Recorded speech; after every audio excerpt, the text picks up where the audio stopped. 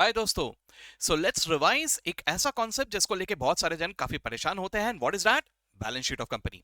अब हालांकि ये हमारे सिलेबस में पूरी तरह से कवर्ड नहीं है, इसका सिर्फ कुछ पार्ट है, क्योंकि कभी कभी कुछ क्वेश्चंस में हमें extract of the balance sheet पूछा जाता है। ठीक है, लेकिन बहुत सारे बच्चे इसी को लेके चिंतित होते हैं, तो यहां पर याद नहीं रख पाते। अगर इसके साथ बहुत सारे क्वेश्चंस कर लेते ना तो बराबर याद हो जाता, लेकिन वो पूरी तरह से सिलेबस में भी नहीं है। इसलिए मैं आपको सिर्फ थोड़ा सा कुछ काम की बातें यहां पे बता रहा हूं। सिर्फ इतना इस वीडियो को देख लो, काफी है। इससे ज्यादा कुछ देखने की आपको जरूरत नहीं है।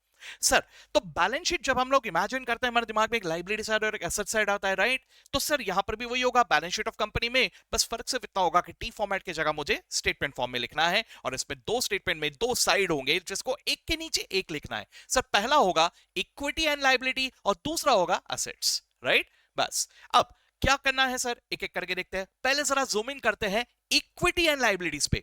सर तो इक्विटी एंड लाइबिलिटीज में क्या है, नाम से क्या समझ में आ रहा है? एक तो ओनर का पैसा और एक बाहर वालों का पैसा।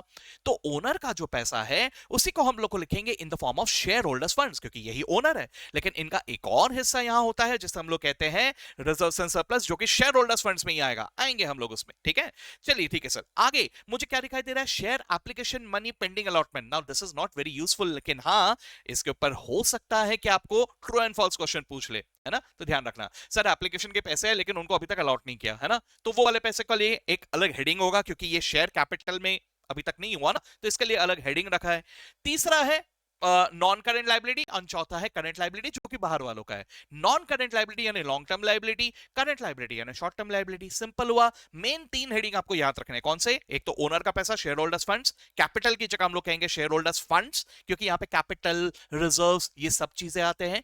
दूसरा होगा बाहर वालों का लॉन्ग टर्म पैसा। तीसरा होगा बाहर वालों का शॉर्ट टर्म पैसा। एक और है share application money pending allotment, सिर्फ ध्यान में रखना उसे। ठीक है, ये हुआ इक्विटी एंड लाइबिलिटीज। ठीक है सर। अब इसी तरह से अगर मैं एसेट साइड की बात करूं, ये सिंपल सा है सर, इसमें से दो हिस्से होते हैं, एक तो लॉन्ग टर्म एसेट्स, एक शॉर्ट टर्म एसेट्स। लेकिन नाम ऐसा नहीं बोला जाता, क्या कहा जाता है? Non current assets and current assets. ठीक है, अब जब मैं नॉन करंट एसेट्स की बात करूं, इसमें भी दो हिस्से होते हैं सर। एक होता है टैंजिबल एसेट्स का, जिसे हम लोग कहते हैं पीपी&ई, प्रॉपर्टी प्लांट एंड इक्विपमेंट। और दूसरा हिस्सा होता है फॉर इनटैंजिबल एसेट्स, जिसमें गुडविल या इंटेलेक्चुअल प्रॉपर्टी राइट्स, ये सब चीजें आएंगे। ठीक है, और उसके अलावा आ गया करंट एसेट्स। करंट एसेट्स में सारे कैश, बैंक, डेटर्स नाम यूज ना करते हुए ट्रेड रिसीवेबल, अकाउंट रिसीवेबल, ऐसे नाम यूज करना, इन्वेंट्री, एटसेट्रा एटसेट्रा, ये सब आ जाएंगे यहां पर। ठीक है, ओके सर, बढ़िया। अब जो काम का है, हमको ये सब कुछ नहीं पूछा जाता। हमसे क्या एक्सपेक्टेड है सर? वो शेयर होल्डर्स फंड्स जो सबसे पहले लिखा था ना, वही सबसे ज्यादा काम का है। तो चलिए वापस आ जाते हैं शेयर होल्डर्स फंड्स में। तो शेयर होल्डर्स फंड्स की मैं बात करूं तो यहां पे शेयर होल्डर का पैसा अलग अलग अवतार में होता है। सर कौन से अवतार में? पहला अवतार तो ऑफ कोर्स होगा शेयर कैपिटल। दूसरा अवतार होता है रिजर्व्स एंड सरप्लस। और तीसरा एक चीज और होता है जो कभी कभार ही दिखाई देता है, 99% केसेस में नहीं दिखाई देगा, शायद 99.99% केसेस में नहीं दिखाई देगा, लेकिन फिर भी याद रखना, ऑब्जेक्टिव क्वेश्चन में शायद पूछ ले। तो तीसरा सिर्फ उस पॉइंट ऑफ व्यू से याद रखो, money received against share warrants, बस इतना हल्का सा याद रखना। मेन कंटेंट क्या है? शेयर कैपिटल, दूसरा रिजर्व्स एंड सरप्लस। आप समझो कि दिस इज हेडिंग। ठीक है, ओके सर। अब ये हेडिंग के अंदर क्या आएगा, चलो वो भी देख लेते हैं। सर शेयर कैपिटल के अंदर मुझे कुछ बातों को लिखना पड़ता है। इनमें से कुछ चीजें फॉर्मेलिटीज होते हैं और कुछ चीजें सच में काम के होते हैं। सर क्या क्या चीजें होते हैं? Let's try to understand. Sir सबसे पहले मुझे एक इंफॉर्मेशन देना होता है अबाउट ऑथराइज्ड शेयर कैपिटल। दूसरा मुझे इंफॉर्मेशन देना होता है अबाउट इश्यूड शेयर कैपिटल। तीसरा मुझे इंफॉर्मेशन देना होता है अबाउट सब्सक्राइब्ड शेयर कैपिटल। और चौथा और सबसे काम की चीज लिखना पड़ता है paid up capital. Now let's try to understand sir. सबसे पहला जो आपको दिख रहा है ना, जो थोड़ा फेडेड दिखाई दे रहा है आपको, सर तो authorised share capital, issued share capital, subscribed share capital, these are just faded information. What do you mean by that? Sir, इनका सिर्फ information लिखना है, ये outer column में नहीं जाएंगे. This is not something that will be considered in the total of the balance sheet liability side, right? So सिर्फ information है, ऐसी जानकारी के लिए लिख के रखना है। मेन काम का क्या है? Paid up capital. Sir paid up capital कैसे कैलकुलेट किया जाता है? मैंने ब्रैकेट में इसलिए एक हिंट लिख के रखा है। Let's try to understand what is paid up capital. Sir called up capital minus calls in arrears. क्या कहा मैंने? Called up capital minus calls in arrears, that is what is the paid up capital. All of you please focus, calls in advance यहां पर consider नहीं होना चाहिए। Calls in advance should be considered in may be non current liabilities या current liabilities. Sir ऐसा क्यों sir? वो इसलिए क्योंकि अभी तक वो मेरा शेयर होल्डर बना नहीं फॉर दैट पार्ट, मैंने उससे अभी तक कॉल ही नहीं किया। अगर एडवांस में मुझे मिला यानी कॉल किए बगैर मुझे पैसा मिल चुका है, तो in that case that will be treated as a liability. मुझे अपने बंदों से भी अगर कुछ भी पैसा एडवांस में मिल जाए जिसके लिए मैंने अभी तक कुछ नहीं किया, so that is a liability for me. Now if I am gonna call that money in long run, then it can be a non current liability. If I'm gonna call that in short run, then it can be a current liability. Now this के बारे में हमें clarity नहीं दिया है module में, इसलिए इसके डिटेल में जाने की जरूरत नहीं है, लेकिन प्लीज याद रखना how to calculate paid up capital. Sir called up capital minus calls in arrears, ये आपको दिखाना पड़ेगा। कॉल्ड अप कैपिटल को इनर कॉलम में लिखना पड़ेगा, उसमें से कॉल्स इन अरियर्स को माइनस करके जो फाइनल बैलेंस आता है that is what is the paid up capital, जिसे आपको आउटर कॉलम में लिखना है।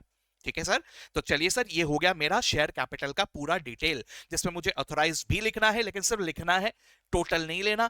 इशूड भी लिखना है, लेकिन सिर्फ लिखना है सर, टोटल नहीं लेना। सब्सक्राइब भी लिखना है, लेकिन सिर्फ लिखना है, टोटल नहीं लेना। और लास्ट में काम की चीज, called up minus calls in arrears, hence paid up capital. ठीक है, अब सर यही तो याद नहीं रहता सर, ये याद तो रखना पड़ेगा। एएसएपी, एएसएपी पता है ना सबको, एसएपी है ना, तो उसी की मदद से यहां पर एक बना लेते हैं सर। एएसएपी की जगह मैं क्या कह रहा हूं, एआईएसपी है ना, बस एएसएपी की जगह याद रखना AISP, this is the mnemonic, with help of this remember it. क्या है sir, A for authorized capital, फिर आई इशूड कैपिटल, फिर S subscribe capital, and last it will be the paid up capital. ठीक है, I hope this will help you. चलिए, तो ये हो गया हमारा शेयर कैपिटल के बारे में। ओके, अब जल्दी से यहां से हम लोग एक बात का डिस्कशन जरा जल्दी से कर लेते हैं सर। सर ये जो डिस्कशन है this is basically on the ये सब जो नाम होते हैं, ऑथोराइज क्या होता है, इशूड क्या होता है, सर फटाफट देख लो। ऑथोराइज कैपिटल का मतलब क्या होता है, लेट्स क्विकली अंडरस्टैंड, रिवाइज करो। ऑथोराइज कैपिटल मतलब what a company is authorised to raise within its lifetime. ठीक है, इतना मैक्सिमम वो रेज कर सकते हैं, इससे ज्यादा नहीं कर सकते। That is what is the authorise capital. इसे नॉमिनल कैपिटल के नाम से भी पुकारा जाता है। दूसरा हिस्सा होता है issued capital. Sir authorise capital में से कितना मैं पब्लिक तक लेके गया, that is what is issued capital. अब मैं तो ले गया, लेकिन आगे वाले ने कितने पे इंटरेस्ट दिखाया, that is what is the subscribed capital. ठीक है, अब सब्सक्राइब तो हो गया, लेकिन सर इसमें मुझे पूरे पैसे इकट्ठा चाहिए कि इंस्टॉलमेंट्स में चाहिए। सर इंस्टॉलमेंट्स में भी ले सकता हूं, तो अगर मैं इंस्टॉलमेंट्स में ले रहा हूं तो जितना पैसा मैंने फिलहाल मांगा that is what is the called up capital. ठीक है, अब मांगे हुए पैसों में कुछ लोग ईमानदार होंगे जो पैसे दे देंगे, और कुछ लोग होंगे अब नहीं देता जा, राइट। तो जो पैसा मिल गया that is the paid up capital, जो नहीं मिला that is calls in arrears. अब यहीं पे कुछ लोग बड़े महान होंगे, बोलेंगे इतने पैसा मांगना, ले ज्यादा ले ले, तो कुछ ज्यादा पैसा मिल गया तो that is what is calls in advance. मैंने मान के चलो सिर्फ अभी अलॉटमेंट मनी मांगा है और इसने मुझे फर्स्ट कॉल सेकंड कॉल के भी पैसे दे दिए, that is what is calls in advance, right. इसके अलावा एक लास्ट में आता है रिजर्व कैपिटल। इसके ऊपर थियरी क्वेश्चन या ऑब्जेक्टिव क्वेश्चन कभी कभी पूछा जाता है। इसको याद रखने का तरीका बड़ा आसान है। आपको थियरी क्वेश्चन में पूछा जाता है what is the difference between capital reserve and reserve capital. अब कंफ्यूज होने वाले कंफ्यूज हो जाते हैं, लेकिन एक सिंपल सा तरीका है दोस्तों, सरनेम पे फोकस करो। सरनेम पे जब मैं कह रहा हूं कैपिटल रिजर्व, सरनेम का है रिजर्व, यानी ये रिजर्व घराने को बिलोंग करता है। ठीक है, और वहीं पे मैं कह रहा हूं रिजर्व कैपिटल, क्या सरनेम क्या है, कैपिटल, यानी ये कैपिटल घराने को बिलोंग करता है। सिंपल सा है, जरा सोच के देखिए। अभी मैंने क्या कहा, कैपिटल रिजर्व, क्या कहा, कैपिटल रिजर्व कौन से घराने को बिलोंग करता है, रिजर्व घराने को, करेक्ट। सर तो ये रिजर्व है, ये कहां आएगा, रिजर्व एंड सरप्लस में आएगा। सर तो what is capital reserve, sir ये भी एक रिजर्व ही है, लेकिन इसमें थोड़े रेस्ट्रिक्शंस है ना, it can not be freely used anywhere, इसमें थोड़े कंडीशंस होते हैं, रेस्ट्रिक्शंस होते हैं। That is what is capital reserve, reserve घराने का है। ठीक है, अब मैंने कहा रिजर्व कैपिटल, रिजर्व कैपिटल जैसे ही कहा सर कैपिटल, ये कैपिटल घराने का है, राइट। तो सर ये वो कैपिटल है जिसे मैं फिलहाल मांग नहीं रहा हूं, ये मैं पैसा रख ले रहा हूं जस्ट रिजर्व के तौर पे, कि अगर कंपनी बंद करने की नौबत आई तब ये मांगेंगे और ये हमारे काम में आएगा, right. This is what is reserve capital, याद रहेगा सबको।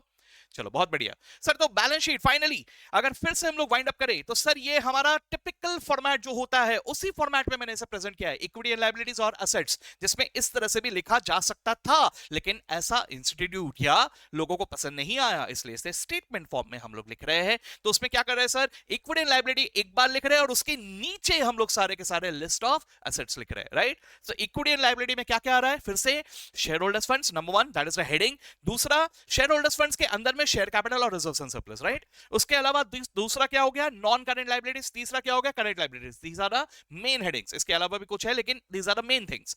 और अगर मैं एसेट्स की बात करूं तो उसमें नॉन करंट यानी long term assets and current assets यानी short term assets. Non current asset की बात करें तो और दो कैटेगरी आ जाएंगे, एक होगा टेंजिबल एसेट्स का जिसे हम लोग कहते हैं पीपी यानी प्रॉपर्टी प्लांट एंड इक्विपमेंट, दूसरा होगा intangible assets that is goodwill and intellectual property rights, right. उसके अलावा यहां पे आ जाएंगे करंट एसेट्स जिसमें अलग अलग तरह के कैश बैंक ये सब चीजें आएंगे, राइट।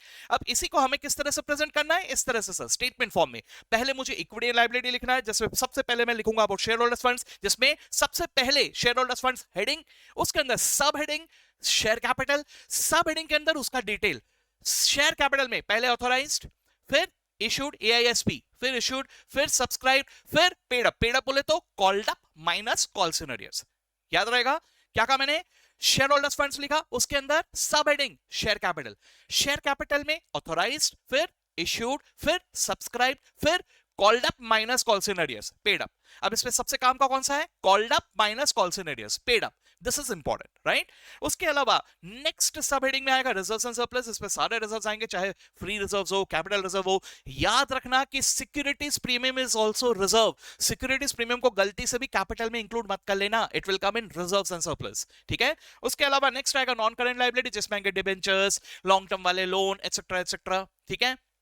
और चौथा आ जाएगा करंट लायबिलिटीज, राइट। इसी तरह से एसेट्स में नॉन करंट एंड करंट ऐसे लिस्ट फॉर्म में हमें इसे लिखना है, एज सिंपल एज दैट, है ना।